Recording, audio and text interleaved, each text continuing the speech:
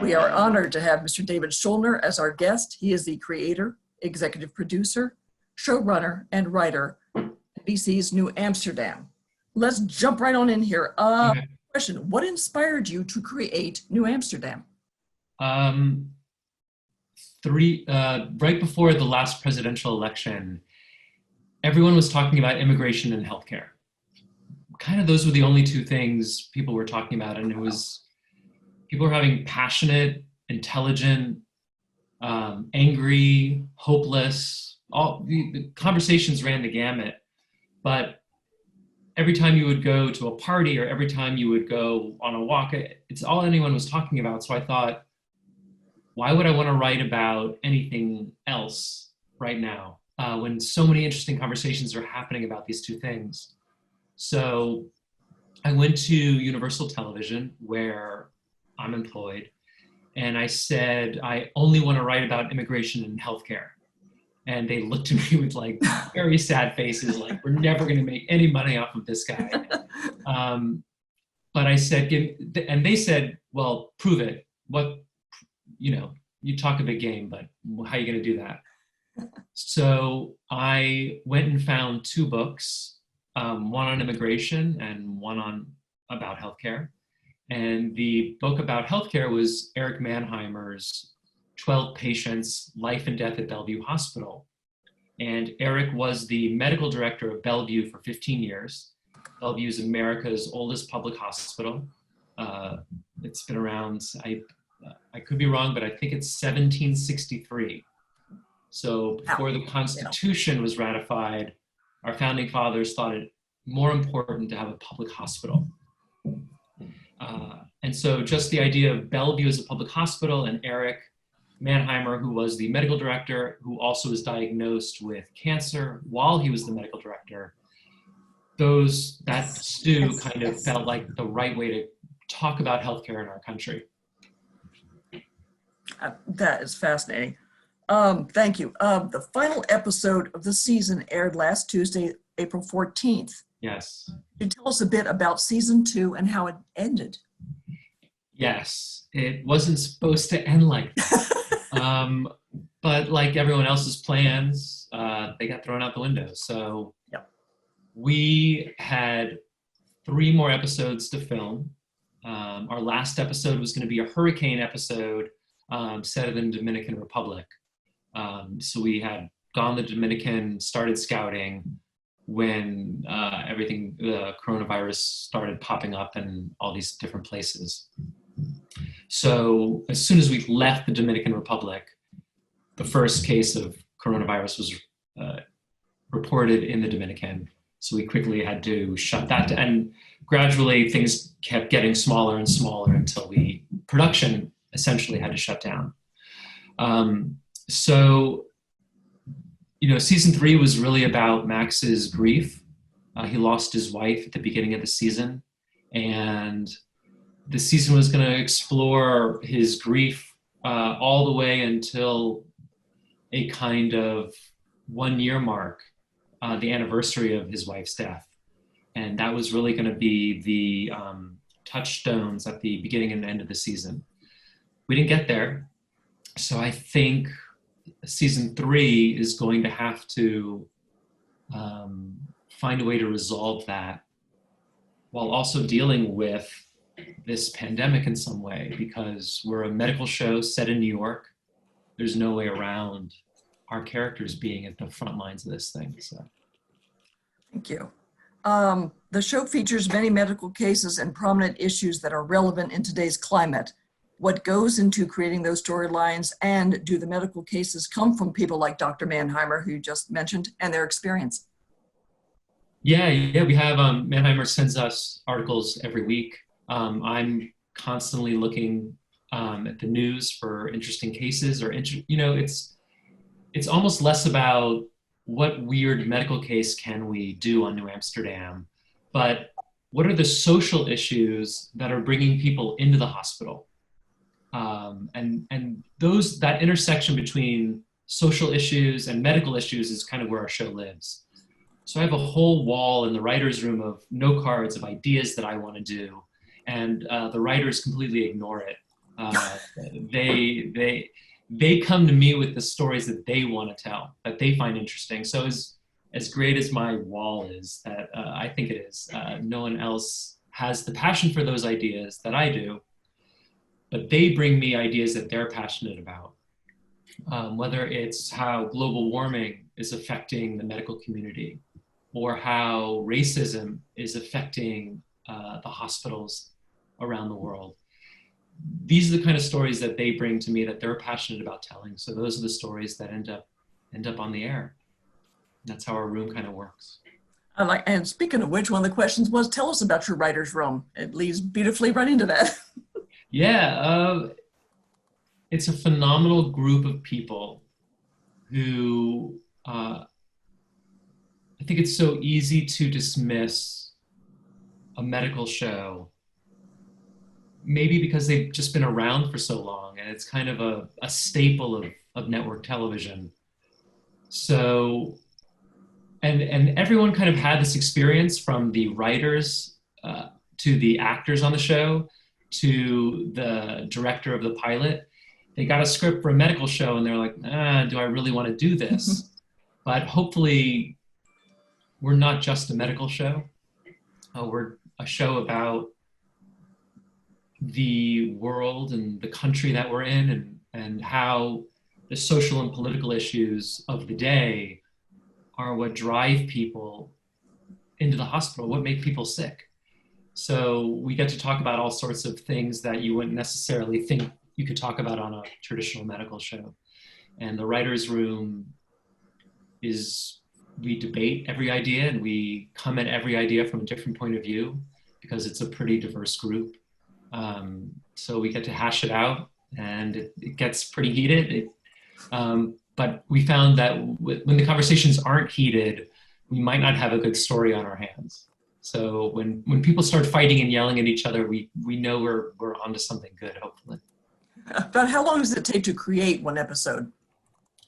So basically, once we're in production, we start filming a new episode every 8 days. Okay. So unless we have a new episode ready to go every 8 days, we're in trouble. Literally, production would shut down. So we have a 6-week head start on production, where we try to get at least 4 scripts ready to go. So we have a little buffer zone in case we get behind. But each episode, the writer's room spends about 7 days on an episode. Then the writer takes that, we use note cards, and every scene gets a note card, and we just put them up on a wall. Sometimes we use Post-it notes. It's really not that advanced. And then the writer goes off and turns these story ideas into an outline, which is a prose document about 20 pages. And then from that prose document, we'll turn it into a script, which is about 50 pages. Thank you.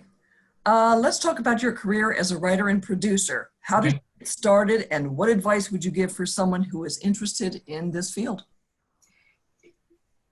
So I could tell you what I'm looking for as a writer, if you want to be a writer in TV.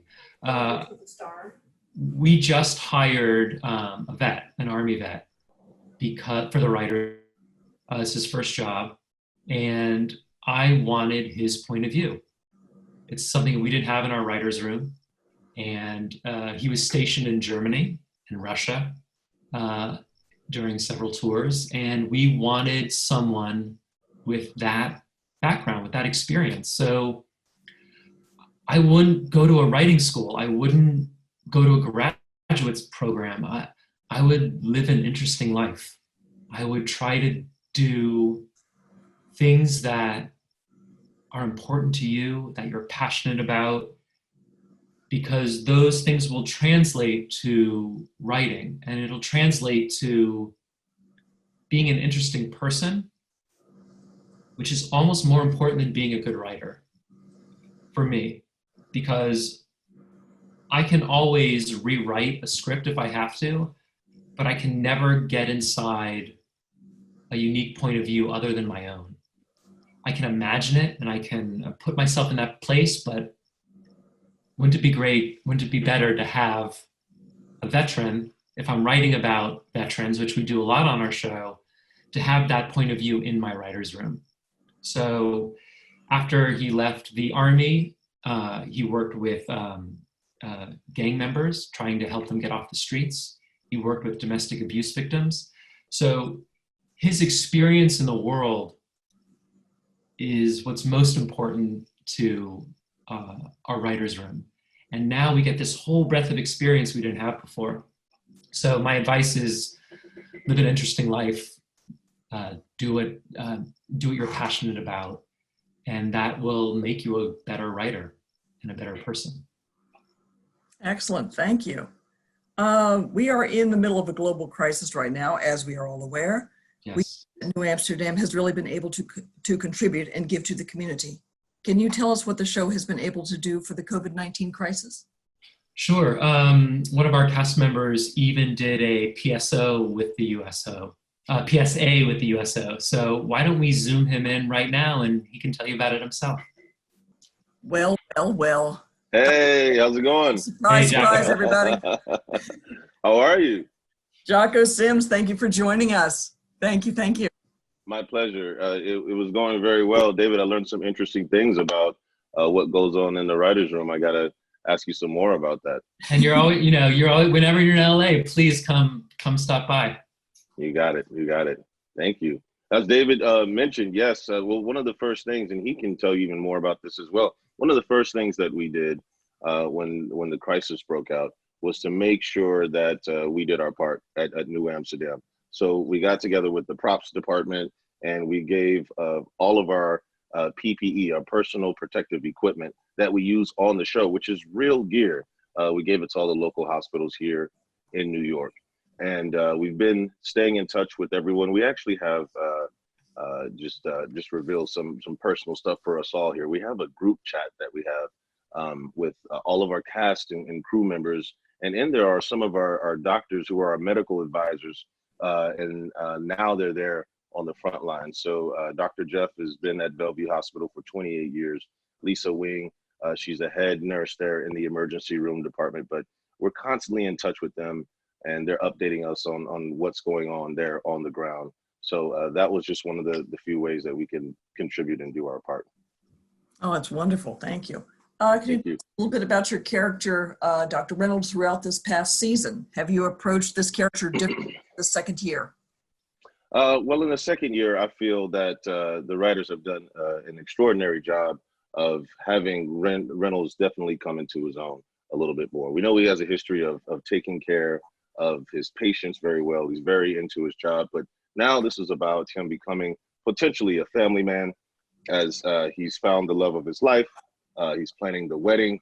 And also we get to see him in this mentor role, which was really cool, as we had the new character Duke come on board. And that dynamic was really cool because we got to see bits of maybe what it was like for Reynolds as he was coming up in the game. And of course, Duke is very ambitious and feels that he can have perhaps Reynolds' job one day. So just to see that that back and forth has been quite a joy.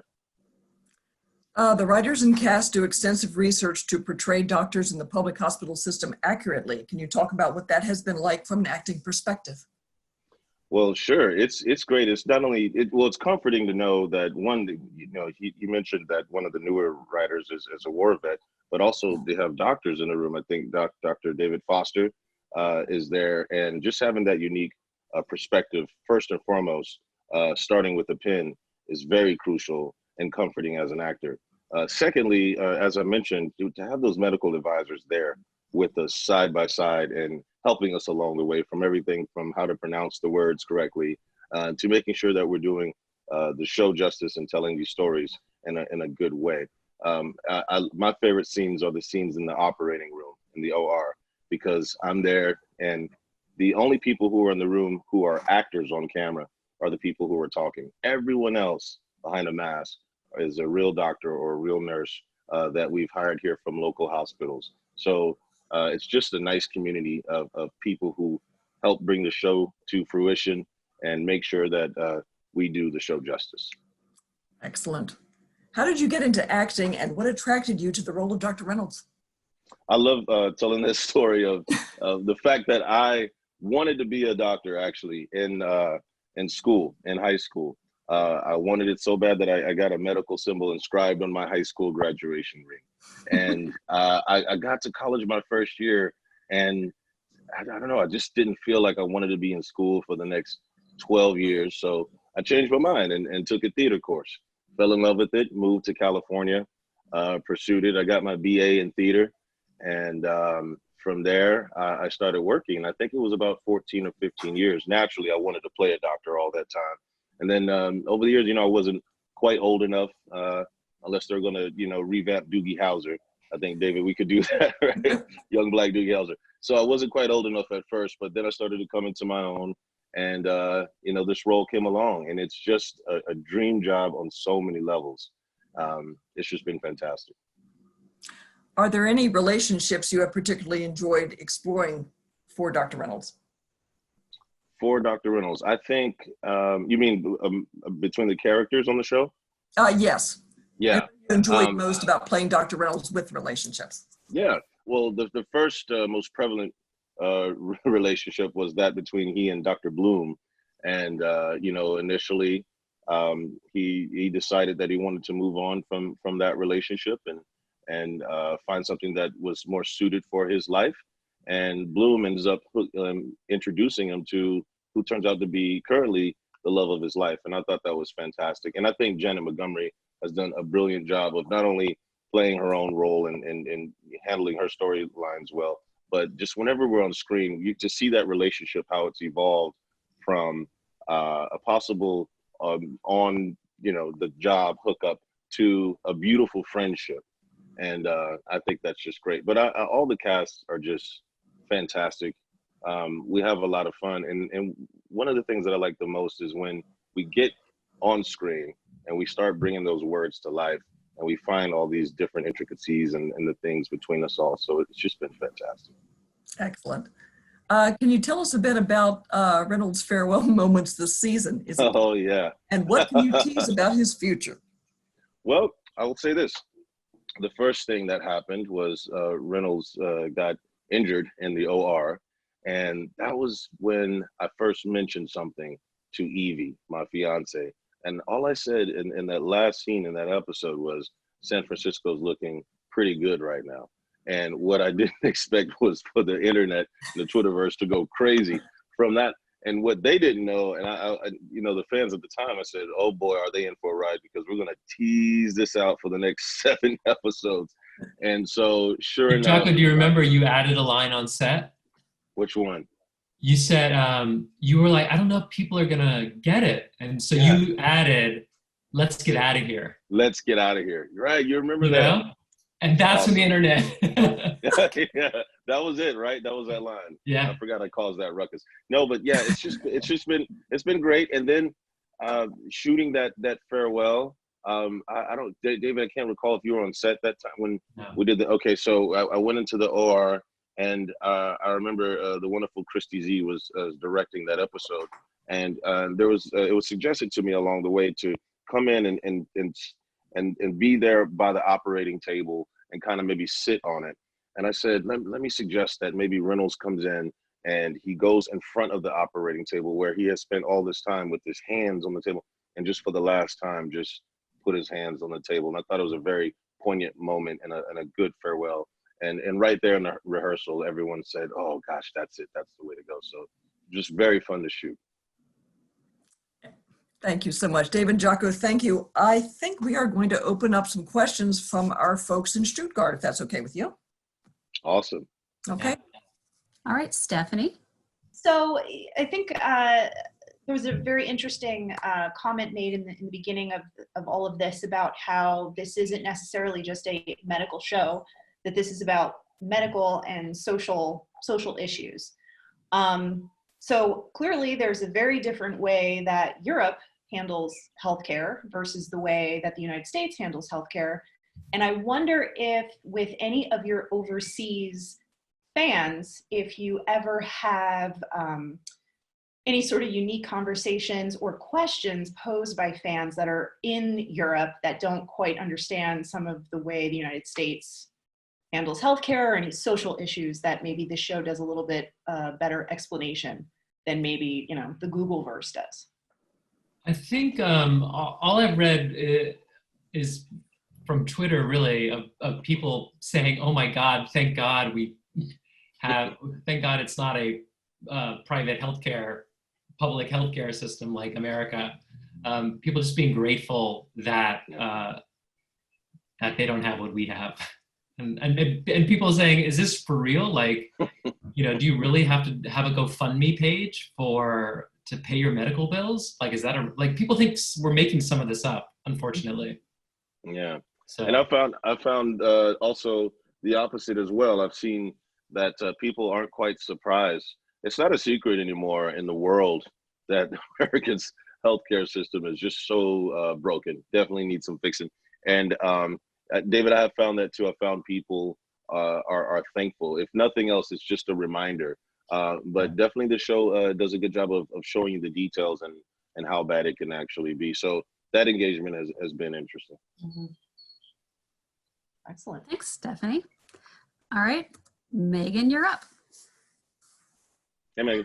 Thank you so much for taking the time to speak with us. This has been really fascinating to kind of get the behind the scenes look around, you know, how does it all work and everything.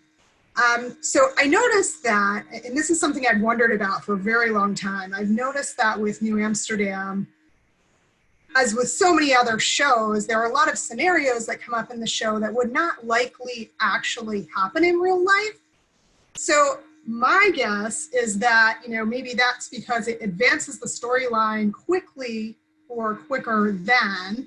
So how do you make that determination where you're like, there is no way this is in a hospital, but we're going to do it this way to get the desired effect? So we have a doctor on staff in the writer's room, and it kind of always has to pass his test. You know, like a court case in a legal drama, you know, they get to trial in about 20 minutes, as opposed to like 7 months. So the only thing that we try to do that's not realistic is compressed for time. But a lot of the things that are so outrageous in the show are actually true. Like there was a couple that Max suggested they get a divorce so they could get Medicare to cover their child's procedure, because it wouldn't cover if they were married. That was a real article we found from a real couple. Or when Max decided to use a bartering system, that instead of patients paying their bills, they could fix the plumbing or paint the walls. That's an actual system that they use at the Woodhull Hospital in Williamsburg, Brooklyn. It's called Art for Access, where the medical director realized there was a lot of artists in the community that couldn't afford healthcare. So we had them paint murals in the hospital or teach kids how to draw in exchange for medical care. So hopefully we're not doing too much that wouldn't actually happen in a hospital. Sometimes you can see the stories and it seems outrageous, but I would argue that this is what I've discovered reading it, because there was the episode with the little girl who had the family that she wanted to kill them all. And it wasn't just the fact that she wanted to kill her family, which is strange and scary enough, but just how cavalier she was about it. And then I heard it was inspired by a documentary of this young girl, and the documentary was on HBO in the 80s, and I watched it. It's on YouTube, and it was frightening to see that. So I think the way you could view the show is the more outrageous it is, the more true it is. That's how they write. Great, thank you. Thank you. Awesome. Aaron, your mic is live. How's it going? Thank you for doing this. Really appreciate it. You don't get to do this all the time. Thank you. Yeah, so I just want to say that what you do. yeah, thanks. It's small. Jocko, I just want to say I like the interaction between you and Duke. I like the way you guys kind of go back and forth, mentor, mentee kind of thing, where he's just trying to go for your job as best as he can. And when you put him in his place, he's kind of like, oh, all right. And then he comes back and puts you back in your place. So it's interesting. Reminds me of like a NCO soldier kind of dynamic. Yep. So that's kind of cool. So for David, how hard is it to, I guess, write around current issues that are happening without getting too close and getting too insensitive towards situations? For example, like the COVID situation or a mass shooting or something, how hard is it to write around that without offending too many people and then turning people off of the show? That's a great question. There are certain stories we haven't done because we felt like we either couldn't do them justice or we didn't have a New Amsterdam fix for them. There's a certain, we want to contribute to the conversation, the global conversation about issues, but if we don't have something positive to say or something new to say, we don't want to pile on collective grief or collective pessimism, because I don't know what it's just not what we want to contribute. We have 43 minutes to give you guys something, and we don't want to just give you what you already have or can turn on the news and find.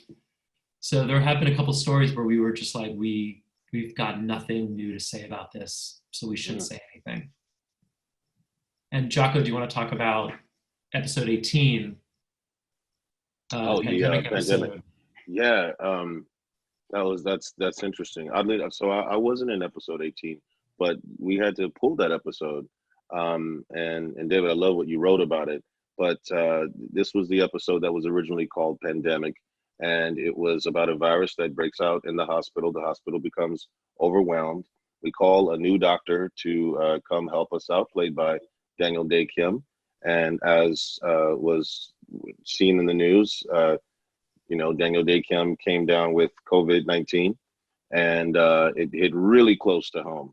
And at that point, and not just because it touched us personally there on the set, but because of what the world is going through, the network came together with the producers and had to decide, what is it that we want to do with this episode?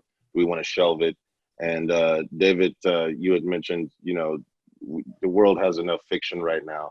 We need more facts. And so they graciously decided to go ahead and shelve it for now, correct?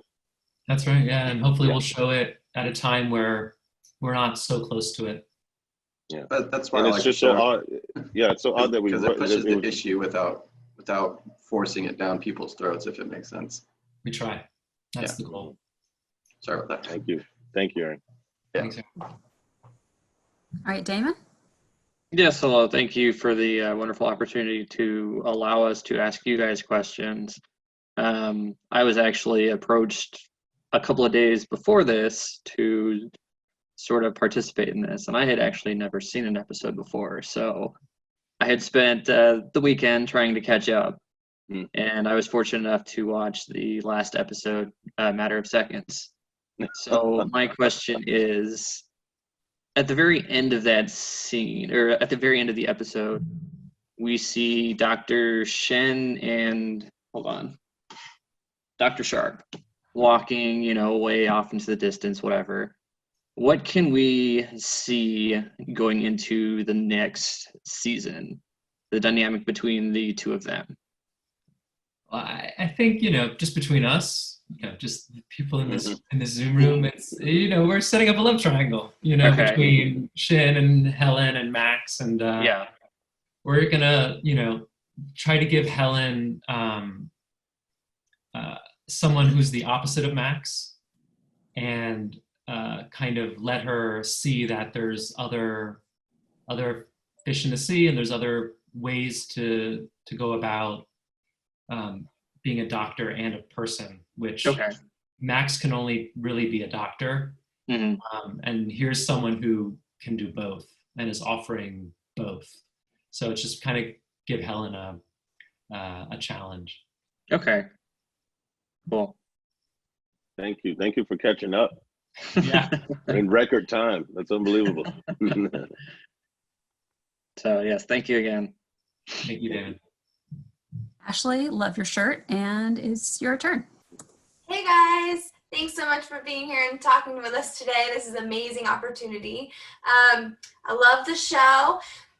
I know you tabled the idea of this world pandemic with this virus. Do you have any plans on revisiting that? Well, there's a lot of storylines from the episode, personal storylines that don't even have to do with the pandemic that we have to find a way to put back in the show because they really, otherwise the characters' arcs won't make sense. So I think we're going to show the episode hopefully sooner rather than later. And if we can, we have to find ways to take those storylines out of the episode and put them in the show in season 3 in some way.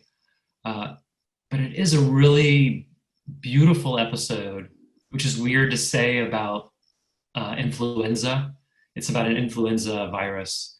But there's some beautiful things in it, and I really hope the fans get to see it sometime. Yeah.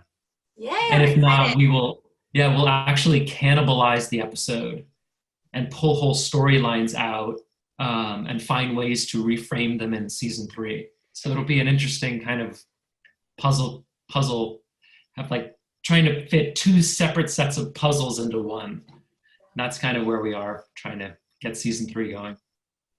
Awesome. Thank you. Thank you. Jennifer? Hi, thank you first of all so much for being here. This is the highlight of maybe my month sitting in my house, so thank Been a rough you. month. Take it. I was wondering if each of you could tell a story about a memorable moment that you've had throughout the creation of this show. I'll go first, Jocko. Great. I'll let you talk because I see you looking off into the distance. Yeah, thinking. I'm looking off here because there's so many already. Okay, but please go. So for me, the first scene I wrote for the show, I've never done this before, but I wrote out of order the first episode. I kind of wanted to write the scenes I was most excited about. I thought that'd be an easier way to write than kind of write from the beginning. So I was just like, I'll just tackle the scenes I'm most excited to write first, and then I'll try to make my way back to the other scenes. And the first scene I wrote was the scene between Max and Reynolds, where after Reynolds gets fired, Reynolds is packing up his office, and Max starts unpacking his things, trying and grilling him about why he wants to be a doctor in New Amsterdam, and ends up rehiring him in that scene. So that was the first scene I wrote for the pilot. I was just really excited to write that scene. And it ended up being the first scene we filmed for the pilot. And it was just a weird, magical moment of coincidence that the first scene I wrote was the first scene we ever filmed for the show. So that's one of my favorite memories. Wow. Of Ryan and Jocko on set that day. Okay. I see you that, and I raise you. So just in regards to the making of the show and the whole experience of getting the role, I remember when I did the network test, and nowadays the testing is much different than it was years ago. You used to walk in and see all the suits of the network and have the pressure of performing, in a big room, and trying to perform this small, because it's like for film. And this was a more comfortable experience in that we had our producers there, David and Peter Horton. Kate was there as well, right? The director. And I remember doing the scenes. It's a lot of work. We did it again and again and taking notes in a different way. And I'm just hoping to get this role. And at the end of it, I was walking out. I walked past David, and he stopped, and he came and he gave me a hug. I don't know if you remember that, David. Oh. And that felt really good. And from there, I was like, whether or not I get this part, I felt that I had done my part, and I felt that you liked what I had done. And it Yeah. just felt really good. It felt comforting. And sort of at times, unfortunately, the antithesis of what you get in this process and in this business. It's so cutthroat sometimes, but just that warm embrace for me made all of the work worth it in that moment. And then to get that phone call, of course, was the Yeah. icing. I was probably so relieved. I was like, oh God, someone can do this. Like someone did it exactly how I imagined it would be. And I was like so relieved. Fantastic. We never talked about that, but thank you. And that's a great question. Thank you so much. All right, Carrie? Okay, I have to say that I've worked in healthcare before, and I absolutely love the "How can I help you" motto. It can change an organization when just one person starts out with that attitude, and kind of it spreads. So I think that's awesome. I am curious though as to how much an actor's personality impacts how you write for them, or are they truly acting and they're nothing like that at all? Or does it impact what you write for them? That's such a great question. You know, you can't help but start writing for Jocko. You know, I think when all the writers are writing, we see when we're writing, we hear Jocko's voice and we are seeing Jocko, and it's so great as opposed to writing in a void. You know, but to really write for Jocko. But I got to tell you, Jocko spins everything in a way that we never anticipated. It's so great when you get to see it, and you're like, it's just a surprise. Like when Jocko, at one point in episode 4 of this season, Max walks into the office. And Jocko spins around and Jocko says, "How can I help?" to Max. And just the way Jocko did it is the funniest thing. Like, it still makes me laugh uncontrollably. But when we wrote that, we never saw what Jocko would bring to it. I think the surprises are what keeps us all kind of happy on our end. But let's hear from Jocko. And that is so interesting. This is such a love fest today. I appreciate it. But I hated that so much, that moment.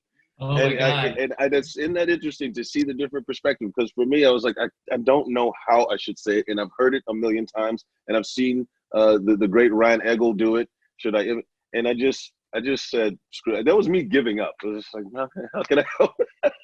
And to hear that you guys loved it so much is just, it's just the kind of thing what this is about. You know, it's just fantastic. Thank you. Okay, thank you very much. Sarah, it's your turn. Thanks so much, guys. I'm so excited for this. I've been a loyal fan since the start, every episode. And actually, right before I started New Amsterdam, I just moved here, didn't have internet, and I went old school and watched every single episode of another NBC medical drama, ER. Oh. My question is, do you have someone on your staff, or how do you figure out that the topic for this great episode that you've dreamed up is not something already covered by ER, Chicago Hope, Chicago Med, The Resident, you know, all those other medical shows? I've always wondered that. David, what is that? We just gave up. I don't know. Do you remember that South Park episode? The South Park episode, Simpsons Did It? You remember? Every time they would come up with something on South Park, someone would, like, Cartman would be like, "Simpsons did it," and they'd have to, like, start over. And the whole episode is just Simpsons did it, and, like, they couldn't do anything. So that's how I feel about our show. Like, it's basically like Simpsons did it. Someone's already done it. Yeah. And our challenge is to do it in our own way. But yeah, it would be so stifling to even remotely know that someone else had already done, you know, like a transplant. We did a daisy transplant chain involving like 7 different transplant recipients. And I know that Grey's Anatomy had done that, but the writer of that episode, Shireen, her mother was a recipient of a kidney. And it gave her about 11 years of life. She's since passed away, but she got to see Shireen succeed in her career. She got to see Shireen meet the love of her life. And I thought, there's no way I'm going to tell Shireen she can't do an episode about her mom getting a kidney and giving her those extra years of life. And I knew that since Shireen was going to write that episode, that even though Grey's Anatomy had done it, Shireen hasn't told that story before. So I knew it would be special and individual to Shireen. And so I guess that's the bar that it has to pass. Like, what's new about it? Otherwise, Simpsons did it. Thank At some you. point, The Simpsons will have done everything. Yes. Oh yeah. Life. So, all right, Ryan, your question? Oh, hi. I'm next. Hey, Ryan. Hi. Thanks, like everybody else has said, for doing this. This is awesome. It really is great when you're stuck at home to be able to get out and do experiences like this. So thank you. We totally agree. You're stuck at home too, huh? Yes. My question is, my daughter is 11 and she is a writer. She's a journalist. So she doesn't know what she wants to do with that, but I'm sure she'd be interested in hearing what I could pass along from y'all. So as your writing schedule, you said you have like a 6-month build-up period and then you're writing for every 8 days? 6 When do weeks y'all get a before break? production, yeah. When do you work normal 9 to 5 kind of days or all year long, or do you really have intensive long days, or how is that structured? We're bankers hours. I've been on so many shows where we're there till 2 a.m. and it's soul crushing. So we work 10 to 6. We don't work on the weekends. Most of us have kids and spouses and dogs and lives. But I think the best writing advice I got was I used to just write when I was inspired to write. But the best advice I got was sit down every day at the same time, whether it's for an hour or 2 hours, but write when you're not inspired.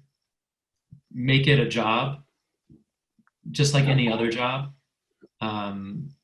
So some days you have to go to work when you're not inspired to go to work, and it's no different from writing. And you'll always be able to rewrite it later. The actors will make it better. So just do it. Just do it like a job. Treat it like anyone else's job, because it's really no different. It might seem fancy, but as you can see, it's we're all the same. Fantastic, thank you. Annalisa, I apologize if I butchered your name. It's your turn.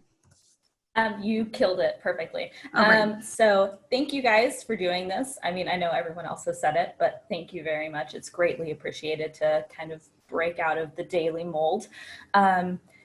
So you had mentioned, David, that you use the doctors and the nurses as experts, and you've had like the military veteran as an expert as well.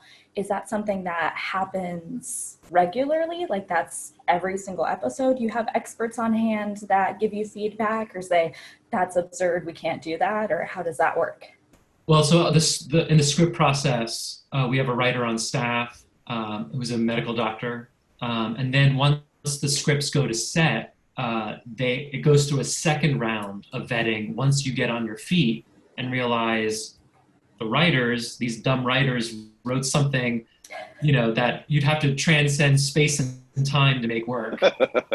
So Jocko, can you talk about the process of working with Jeff in the surgical suite? Sure, yeah. Well, the table reads are a crucial part of that as well, which I am so glad that on this show, the producers have made sure that every week we get together and we read that script aloud. Doesn't matter if it's your off day, we're getting down to Brooklyn and we're going to sit together with the producers that are in town, or if the writer of that episode's in town, they're going to be there in the room. And just to hear it out loud and hear the thing cohesively makes a big difference. But there's where we butcher all the words. all the medical terminology, and we have a laugh about it.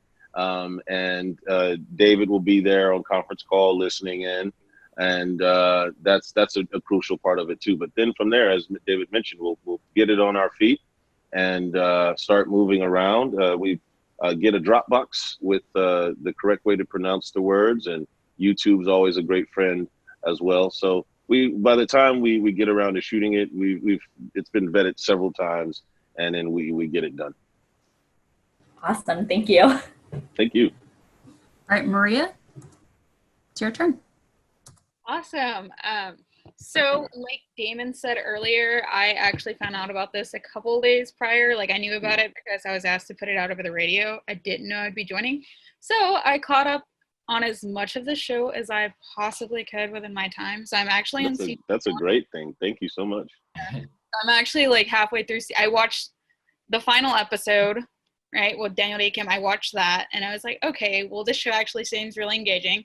So then I bought the first season on Amazon. So like I just finished a couple episodes ago, I finished the Daisy Chain.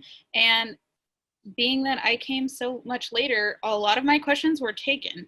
But that's fine. I had a backup. So one of my things, again, for like writers, I know like as I start every show, I'm always interested in how the writer makes these characters so compelling and has so many alternate storylines that all come together. So exactly like David, how do you actually make that happen to where it doesn't get all, I don't know, I think it's a great storyline and I can actually follow it. But when I count out like how many main characters are, I write and I'm just like, there's no way I'd be able to do that. So how do you focus on how much screen time each character would get, or like how much you'd have this one appear and then reappear, and without losing that, oh, what's his name? Because it's a great, I don't know, you do phenomenal. So from what I've seen. Thanks. Well, we like you said, staring at that empty board is so daunting. So we take each character and we outline their story completely independently of anyone else. So we know we have a story for Jocko. We try to pair each doctor up. Otherwise, we'd have 6 separate storylines for our 6 main characters, and that'd be impossible. So we try to find a storyline that will pair each of our doctors up. It's harder with Jocko's character because he's a surgeon. And, that's why Jocko has so few scenes with Anupam, who's our neurologist, or Iggy, our psychiatrist. He's very hard to pair with other doctors unless he's in the emergency room with Bloom. So that's where he gets paired the most with. So most of his storylines come from the emergency room up into surgery. So just taking his surgery cases, okay, I know it's going to start in the emergency room with Bloom. I know he's going to get called down into the emergency room with Bloom. So how do we make a story between, so there's the medical case, which is the medical story between him and Bloom and the patient. But there's also, it can't just be a medical story. There has to be something personal going on with Jocko's character that makes you want to keep watching, because rarely do the medical cases on their own sustain a whole story. Jocko's character has to have a personal involvement with that character, or a conflict with Bloom about the best course of treatment for the character that ends up spilling out into their personal issues. So we'll outline Jocko's storyline. We break it down into 5 acts, meaning there's a commercial break in between all those acts. So Jocko's card is yellow. I don't know if Jocko knew that. So we take a yellow note card and we put it in Act 1, and that's the first scene of Jocko's storyline. And then we have a yellow note card that we put in Act 2, and we just keep outlining Jocko's storyline through those 5 acts. And sometimes it's 1 scene per act, sometimes it's 2 scenes per act, depending on how big that storyline is. And then we'll do that for every character, independently of everyone else. And then we'll start putting the scenes together. Wouldn't it be fun if Max intersected with Reynolds in this storyline? So we do it block by block. It's like constructing a sandcastle or a building. Each block is done independently, and then we start figuring out how they can stack together. But it's a little bit at a time. Awesome, thank you. Yeah. Thank you. All right, Victoria, you have the honor of being our last question. Thank you so much for doing this. Like Sarah, I am a loyal fan, been watching every episode since it started. My only question is, so does this mean Reynolds is staying? David? No. Jocko? Yeah, we've had a lot of fun. Well, I've had fun keeping folks on the edge of their seats during this whole process about Reynolds leaving or not. And I think episode 17 was beautifully done with the whole elevator shaft thing and us getting out. We sang the goodbye and the surprise with everyone there saying goodbye to Reynolds. What we shot in the atrium at Bellevue, I thought it was very well done. And I will say that we sort of had planned what was going to be next for Reynolds, be it he leaves and we don't see him again, or we go to San Francisco with him, maybe see a piece of him there, or there were some rumblings of possibly a spinoff, or he leaves and comes back. All of those questions were going to be answered. Unfortunately, we have this world crisis, and so the fans will have to wait a little bit longer to see what happens with Reynolds.